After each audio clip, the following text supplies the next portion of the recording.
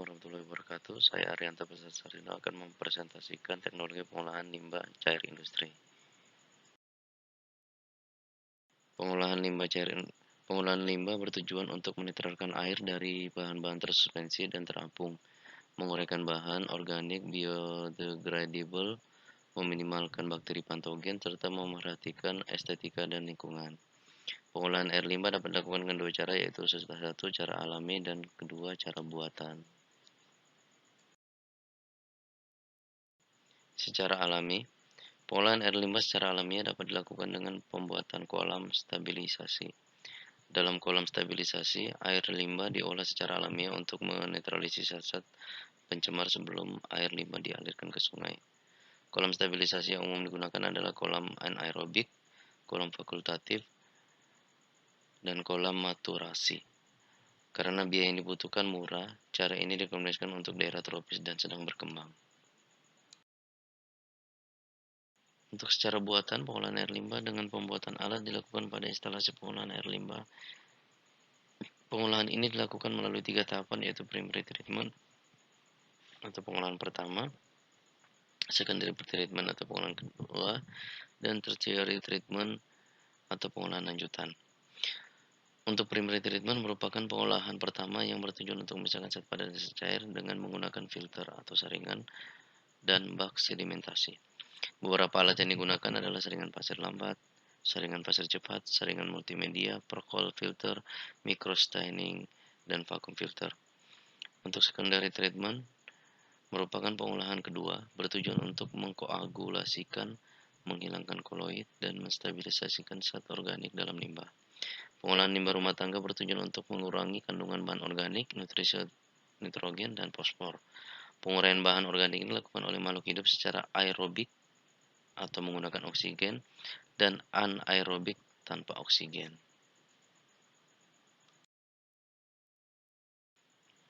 Berikutnya secara buatan, secara aerobik, penguraian bahan organik dilakukan mikroorganisme dengan membantuan oksigen sebagai elektron aseptor dalam air limbah. Selain itu, aktivitas aerobik ini dilakukan dengan bantuan lumpur aktif yang banyak mengandung bakteri pengurai. Hasil akhir aktivitas aerobik sempurna adalah CO2, uap air, dan ekses slug. Secara anaerobik, penguraian bahan organik dilakukan tanpa menggunakan oksigen. Hasil akhir aktivitas anaerobik adalah biogas, uap air, dan ekses slug. Untuk tertiary treatment merupakan lanjutan dari pengolahan kedua, yaitu penghilangan nutrisi atau unsur hara, khususnya nitrat dan fosfat, serta penambahan klor untuk memusnahkan mikroorganisme patogen. Dalam pengolahan air limbah dapat dilakukan secara alami atau secara buatan. Perlu dilakukan berbagai cara pengendalian, antara lain menggunakan teknologi pengolahan limbah cair, teknologi proses produksi daur ulang, research, recovery, dan juga penghematan bahan baku dan energi. Agar dapat memenuhi baku mutu, industri harus menerapkan prinsip pengendalian limbah secara cermat dan terpadu, baik di dalam proses produksi dan setelah proses produksi. Pengendalian dalam proses produksi bertujuan untuk meminimalkan volume limbah yang ditimbulkan, juga konsentrasi dan toksisitas kontaminannya. Sedangkan pengendalian setelah proses produksi dimaksudkan untuk menurunkan kadar bahan pencemar sehingga pada akhirnya air tersebut memenuhi baku mutu yang sudah ditetapkan. Dapat dilihat pada tabel 1.1.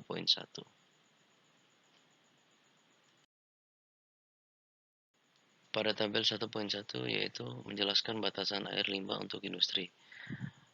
Untuk parameternya COD dengan konsentrasi dalam satuan miligram per liter yaitu 100 sampai 300, BOD 50 sampai 150, minyak nabati 5 sampai 10, minyak mineral 10 sampai 50, zat padat tersuspensi 200 sampai 400, pH 6 sampai 9, temperatur 38 sampai 40 derajat Celcius, amonia bebas atau NH3 1 sampai 5, nitrat atau NO3N 20 sampai 30, senyawa aktif biru metilen 5-10, sulfida atau H2S 0,05-0,1, fenol 0,5-1, sianida atau CN 0,05-0,5. Untuk metode pengolahan air limbah, yaitu teknologi pengolahan air limbah adalah kunci dalam memelihara kelestarian lingkungan. Apapun macam teknologi pengolahan air limbah industri yang dibangun harus dapat dioperasikan dan dipelihara oleh perusahaan setempat. Berbagai teknik pengolahan air buangan untuk menyisihkan bahan polutannya telah dicoba dan dikembangkan selama ini.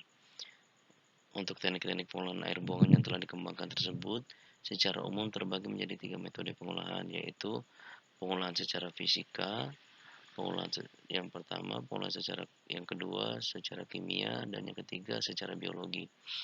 Untuk suatu jenis air buangan tertentu, ketiga metode pengolahan tersebut dapat diaplikasikan secara sendiri-sendiri atau secara kombinasi. Pengolahan secara fisika. Pada umumnya sebelum dilakukan pengolahan lanjutan terhadap air buangan, diinginkan agar bahan-bahan tersuspensi berukuran besar dan yang mudah mengendap atau bahan-bahan yang terapung disisihkan terlebih dahulu. Penyaringan merupakan cara yang efisien dan murah untuk menyisihkan bahan tersuspensi yang berukuran besar. Bahan tersuspensi yang mudah mengendap dapat disisihkan secara mudah dengan proses pengendapan. Parameter desain yang utama untuk proses pengendapan ini adalah kecepatan mengendap partikel dan waktu detensi hidrolis di dalam bak pengendap. Pemisahan cair, padatan, penapisan, presipitasi. Pertama, filtrasi, flotasi, filtrasi. Yang kedua, filter membran, filtrasi, lambat filtrasi, cepat, tipe bertekanan, tipe gravitasi, mikrofilter. Yang ketiga, ultrafilter reverse, osmosis, dialisis, elektris, filtrasi, pre-coat clarifier. Yang keempat, tipe resirkulasi berlumpur, tipe palet selimut lumpur, tipe selimut lumpur. Yang kelima, tipe konvensional pemekatan dewatering. Yang keenam, filter vakum rotasi filter tekan atau press belt press kontrifugasi. Yang ketujuh, presipitasi sentrifugasi dehidrasi sentrifugasi. Untuk diagram skema pengolahan fisik dapat dilihat pada gambar 1-1.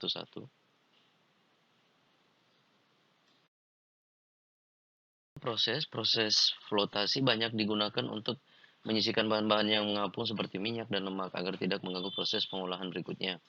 Flotasi juga dapat digunakan sebagai cara penyisihan bahan-bahan tersuspensi atau pemakatan lumpur endapan dengan memberikan aliran udara ke atas. Untuk proses filtrasi di dalam pengolahan air buangan biasanya dilakukan untuk mendahului proses adsorpsi atau proses reverse osmosisnya. Akan dilaksanakan untuk menyisihkan sebanyak mungkin partikel tersuspensi dari dalam air agar tidak mengganggu proses adsorpsi atau menyumbat membran yang dipergunakan dalam proses osmosa. Sedangkan proses adsorpsi biasanya dengan karbon aktif dilakukan untuk menyisihkan senyawa aromatik, misalnya fenol, dan senyawa organik terlarut lainnya, terutama jika diinginkan untuk menggunakan kembali air buangan tersebut. Untuk teknologi membran atau reverse osmosis biasanya diaplikasikan untuk unit-unit pengolahan kecil, terutama jika pengolahan ditujukan dengan menggunakan kembali air yang diolah. Biaya instalasi dan operasinya sangat mahal. Pengolahan secara kimia. Pengolahan air buangan secara kimia biasanya dilakukan untuk menghilangkan partikel-partikel yang tidak mudah mengendap atau koloid, logam-logam berat, senyawa fosfor, dan zat organik beracun. Dengan membubuhkan bahan-bahan kimia tertentu yang diperlukan, penyisian bahan-bahan tersebut pada prinsipnya berlangsung melalui perubahan sifat bahan-bahan tersebut, yaitu dari tak dapat diendapkan menjadi mudah diendapkan, baik dengan atau tanpa reaksi oksidasi reduksi, dan juga berlangsung sebagai hasil reaksi oksidasi. Untuk pengolahan secara kimia, yaitu terdiri dari fisik netralisasi penukar ion, koagulasi dan flokulasi alumina aktif, karbon aktif adsorpsi, oksidasi dan atau reduksi aerasi, ozonisasi, elektrolisis, oksidasi kimia atau reduksi, UV, dan terakhir resin penukar anion, resin penukar kation, resin penukar anion zeolit. Pengendapan bahan tersuspensi yang tak mudah larut dilakukan dengan membubuhkan elektrolit yang mempunyai muatan yang berlawanan dengan muatan koloidnya agar terjadi netralisasi muatan koloid tersebut sehingga airnya dapat diendapkan. Penyisian logam berat dan senyawa fosfor dilakukan dengan membubuhkan larutan alkali sehingga terbentuk endapan hidroksida logam-logam tersebut atau endapan hidroksiapatit. Endapan logam tersebut akan lebih stabil jika pH air lebih dari 10,5 dan untuk hidroksiapatit pada pH lebih dari 9,5.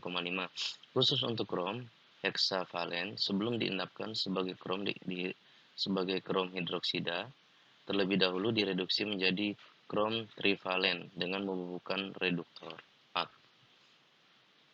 atau FSSO4, SO2 atau Na2S2O5.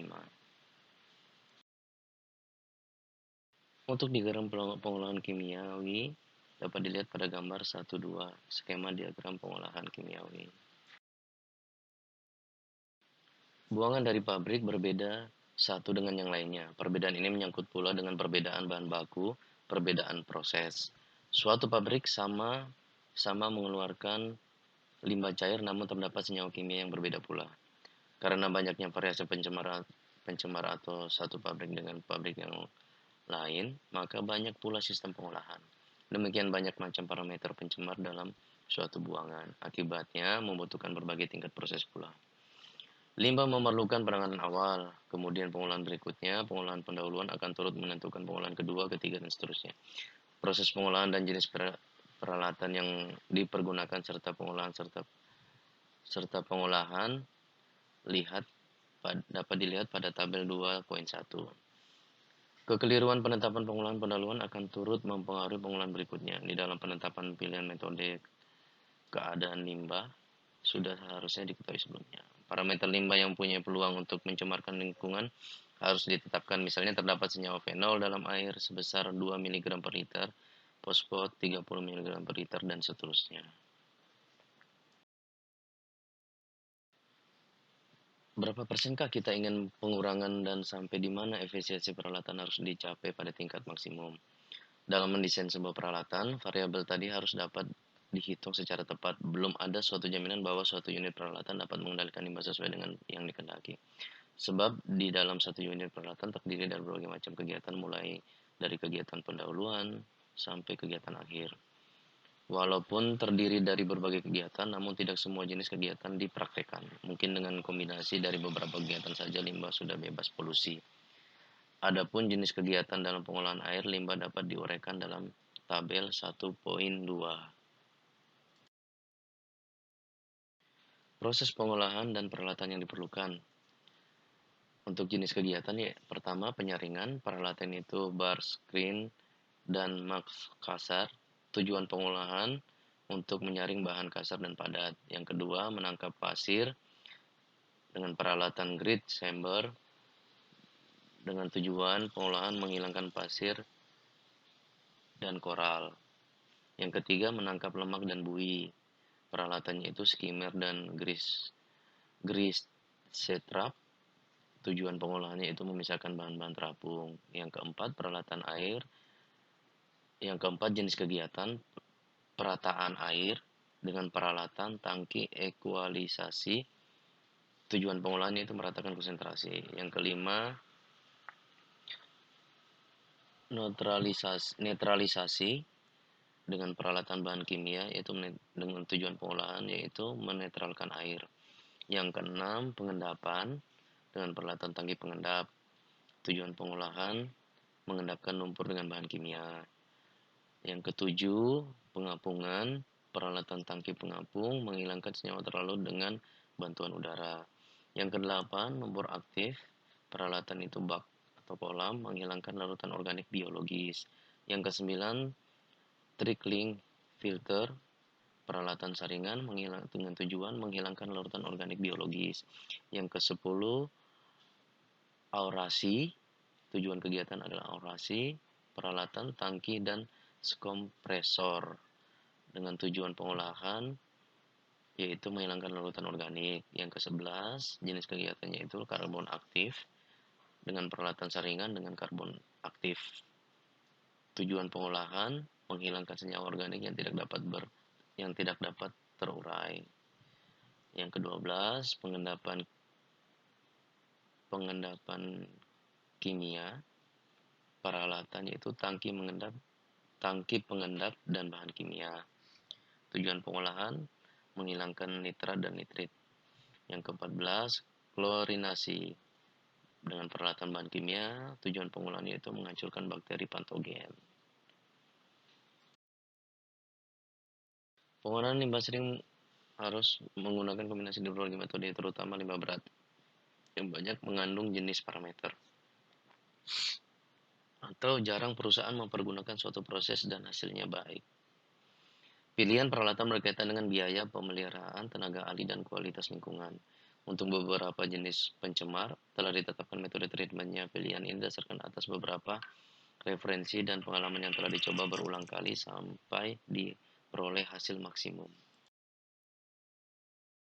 Pemilihan teknologi. Pemilihan proses yang tepat didahului dengan mengelompokkan karakteristik kontaminan dalam air limbah dengan menggunakan indikator parameter yang sudah ditampilkan di tabel 1.2.